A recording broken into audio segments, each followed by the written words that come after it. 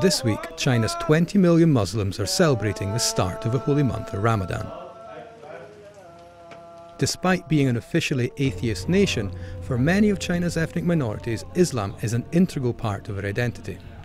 Here in Beijing's oldest mosque, the city's Muslim community have been coming to pray for 1,000 years. But for many today, Ramadan serves as a reminder of the Chinese government's wish to control and supervise the religious practices. According to human rights groups, the Chinese Muslims suffering the most under Beijing's rule are the Uyghurs, a mostly Muslim minority from Xinjiang. Just a few weeks ago, violence boiled over again and 35 people were reported killed. Beijing's answer has been to dispatch more paramilitary forces and crack down on what it calls extremist terrorists. But for many Uyghurs, the increased security presence and heightened scrutiny serves only to aggravate matters. Ilham Tohti is a Beijing-based Uyghur academic who has been detained many times for his outspoken views on Beijing's policies in Xinjiang.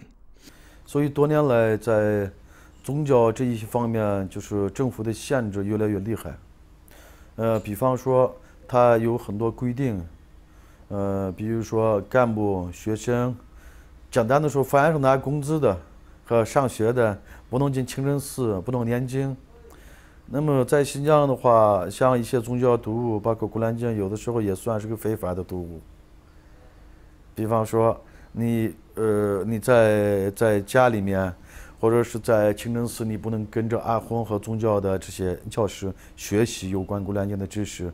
若你学，这就是非法宗教活动，按新疆的政策。 Despite Beijing's propaganda, many Uyghur Muslims continue to feel harassed by the security services and resent the government's interference in their everyday lives. 所以呢，就是我认为维吾尔族这种现代民族的认同越来越强。